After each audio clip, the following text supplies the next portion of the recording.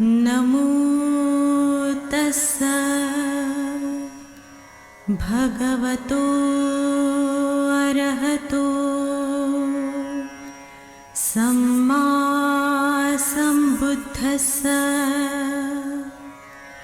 बुद्ध और उनका धम्म बाबा साहेब डॉक्टर अम्बेडकर द्वारा रचित कालजयी पुस्तकों के इस रचना संसार में आपका स्वागत है। आप जानते हैं कि इस समय हम लोग बाबा साहेब डॉक्टर अम्बेडकर द्वारा मूल रूप से अंग्रेजी में रचित ग्रंथ बुद्ध एंड हिज धम्मा, इसका ये हिंदी अनुवाद आप तक पहुंचा रहे हैं। ये जो हिंदी अनुवाद है ये भदंत डॉक्टर आनंद कौशल्यायन जी का है। आइए इस कड़ी में आगे बढ़ते हैं, पिछली कड़ी की बात को जोड़ते हुए। पिछली कड़ी में हमने देखा कि महाप्रजापति गौतमी जो केश वपन कर तथागत के पास पहुंची है, भिक्षु संघ में प्रविष्ट होने के लिए अनुज्ञा मांग रही है, लेकिन तथागत ने अस्वीकार कर दी। फिर आनंद ने स्त्रियों की ओर से तथागत को प्रार्थना की, तथागत ने उसे भी अस्वीकार कर दिया। लेकिन आनंद ने कुछ व्यावहारिक मुद्दों के साथ तथागत को प्रश्न किए, और उन प्रश्नों में आनंद का बड़ा महत्वपूर्ण प्रश्न था कि अगर तथागत व्यावहारिक कारणों से स्त्रियों की दीक्षा भिक्षु संघ में नहीं चाहते हैं तो क्या कुछ व्यावहारिक नियम नहीं बनाए जा सकते। और इस पर अब तथागत कहते हैं, हम आपको याद दिला दें कि ये द्वितीय कांड का 7वां भाग है, और 7वें भाग में ये पहला ही अध्याय है। इस अध्याय में अब यहां से आगे बढ़ रहे हैं हम लोग। अब आनंद के प्रश्न का उत्तर दे रहे हैं तथागत। तथागत कहते हैं, अच्छा आनंद, यदि महाप्रजापति का इतना ही आग्रह है कि मेरे धम्म विनय में उन्हें प्रवृज्जित होने की अनुमति मिलनी चाहिए तो मैं इसे स्वीकार करता हूं। अब तथागत ने स्वीकारोक्ति दी है भिक्षुणी संघ को बनाने की और भिक्षुणी संघ में स्त्रियों को भी प्रवृज्जित होने की। तथागत कहते हैं कि ठीक है, मैं इसे स्वीकार करता हूं, इस अनुज्ञा को। लेकिन अब तथागत ने एक कंडीशन रख दी। तथागत की कंडीशन है, देखिएगा, लेकिन इसके लिए महाप्रजापति गौतमी को स्त्रियों की ओर से 8 बातें स्वीकार करनी होगी और स्त्रियों से उनका पालन भी कराना होगा, और उसकी जिम्मेदारी होगी, यही महाप्रजापति की दीक्षा होगी। महाप्रजापति की दीक्षा यही होगी कि वो स्त्रियों से वो 8 नियमों को पालन करवाएं और खुद भी करें। तब आनंद स्थविर वहां से तथागत के पास से उन 8 नियमों की जानकारी प्राप्त की और जाकर प्रजापति गौतमी को वो सब बातचीत सुना दी जो तथागत से हुई थी। वो 8 नियम भी व्यावहारिक थे, और बाबा साहेब ने बुद्ध और उनका धम्म में उसका जिक्र नहीं किया है। वो बड़े व्यावहारिक नियम हैं, वो नियम हम आप तक नहीं पहुंचाएंगे। बौद्ध साहित्य में उसकी पूरी जानकारी है, लेकिन इसमें यही बात सबसे महत्वपूर्ण है कि तथागत ने आनंद से कुछ जिज्ञासावश प्रश्नों को सुनने के बाद व्यावहारिक नियमों को बनाकर स्त्रियों को भिक्षुणी संघ में प्रविष्ट होने की अनुमति दे दी। अब आनंद स्थविर महाप्रजापति गौतमी के पास पहुंचे, और वहां पहुंचकर उन्होंने वो सब बातचीत उनको सुनाई जो तथागत के साथ उनकी बातचीत हुई, जो वार्तालाप हुआ। तो महाप्रजापति गौतमी बोली, आनंद, जिस प्रकार अलंकार प्रिय कोई कुमार या कुमारी यदि स्नानानंतर उसे कमल के फूलों की व चमेली के फूलों की व अति मुक्तक की माला दी जाए और वो उसे दोनों हाथों से लेकर सिर पर रखें, उसी प्रकार आनंद, मैं इन 8 नियमों को अपने सिर पर जीवन पर्यंत पालन करने के लिए धारण करती हूं। महाप्रजापति गौतमी इसके लिए तो तैयार ही थी कि उन्हें धम्म और विनय की शिक्षा चाहिए, शर्तें चाहे जो हो। उन्होंने कहा कि किसी को स्नान के बाद यदि कोई कहे कि यह आभूषण है, यह अलंकार युक्त माला है, ये पुष्पों की माला है और इसे अपने सिर पर धारण कर लो, बस उस स्नान के बाद उसे जो आनंद होता है वही आनंद इस वक्त मुझे हो रहा है आनंद। अब मैं इन 8 नियमों को अपने आप पर, अपने मन पर, अपने हृदय पर, अपने शरीर पर धारण कर लेती हूँ और जीवन अंत तक मैं इसका पालन करूंगी। और तथागत ने तो ये बात कह दी थी कि इन नियमों का पालन करना ही उनकी धम्म दीक्षा है। तो इसी के साथ वो दीक्षित भी हो गई और उनका भिक्खुणी संघ में प्रवेश हो गया। तब आनंद स्थविर तथागत के पास आए और अभिवादन कर एक और बैठ गए। और एक और बैठकर आनंद स्थविर ने तथागत से कहा, महाप्रजापति गौतमी, इन 8 नियमों के पालन कराने की जिम्मेदारी अपने सिर पर ले ली है और इसलिए अब यही उसकी उपसंपदा मान ली जाए। आनंद स्थविर ने कहा कि अब ये उसकी उपसंपदा मान ली जाए। अब महाप्रजापति गौतमी ने प्रव्रजा उपसंपदा ग्रहण की और उसके साथ ही उन 500 शाक्य देवियों ने भी। ये बड़ा सामान्य शब्द है, स्त्रियों के प्रति सम्मान में, उनके सम्मान में उपयोग में आने वाला।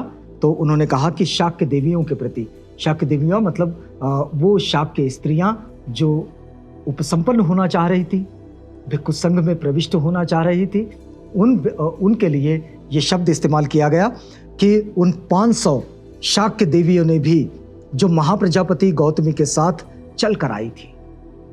देखिए, महाप्रजापति गौतमी अकेले नहीं आई थी, वो 500 स्त्रियों को अपने साथ लेकर आई थी कि 500 स्त्रियां अपने साथ लेकर आए।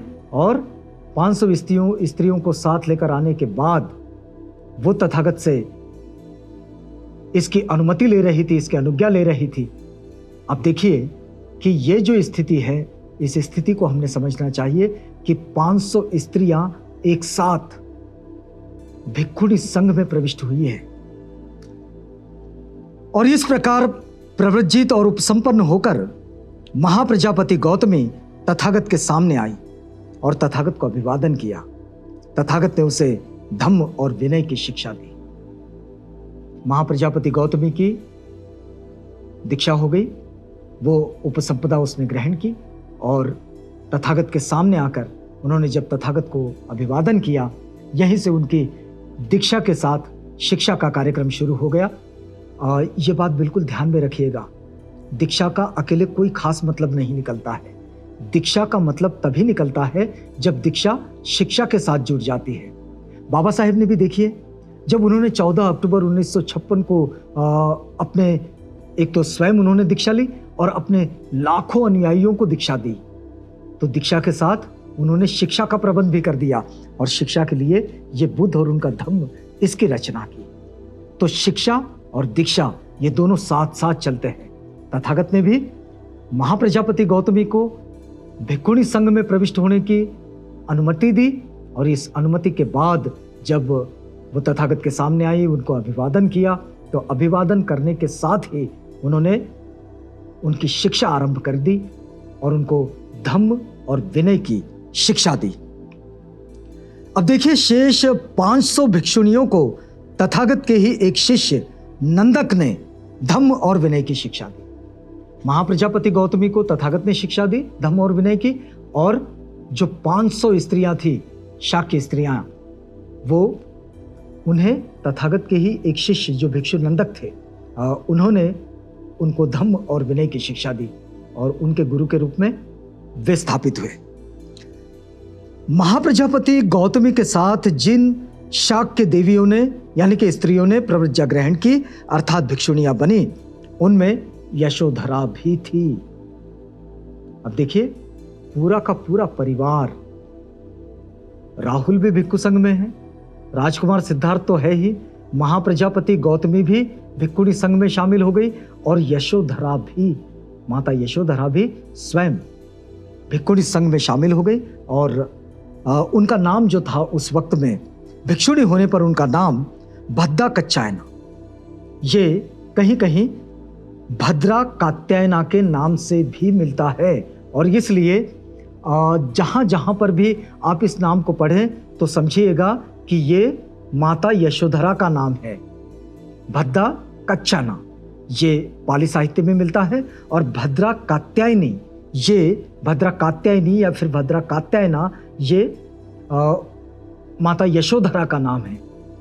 अब थोड़ा सा याद कीजिएगा, हमारे आसपास कहीं ना कहीं कात्यायनी देवी के मंदिर मिलते हैं। आज वे अलग सेगमेंट का हिस्सा है, वो बौद्धों के सेगमेंट में नहीं है, लेकिन ये सब वही जगह है जो माता यशोधरा के स्मृति में बनाए गए थे। ये वही विहार है, ये वही मंदिर है।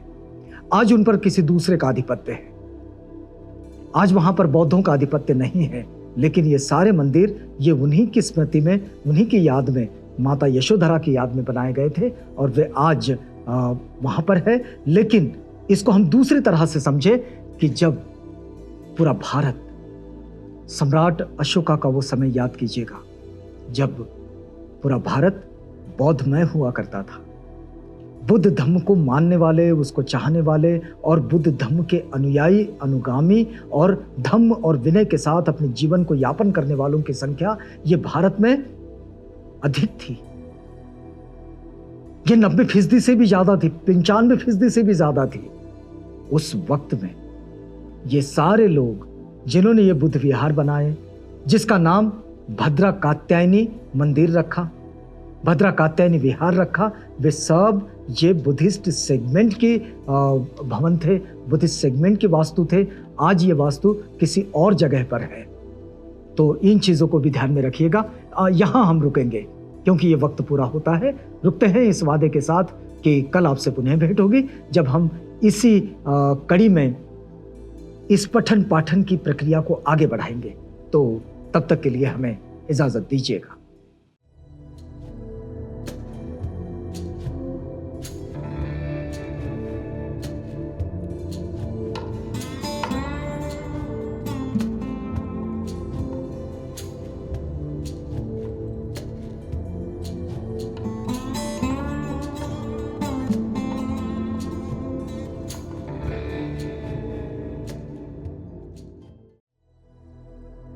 बुद्ध और उनका धम्म।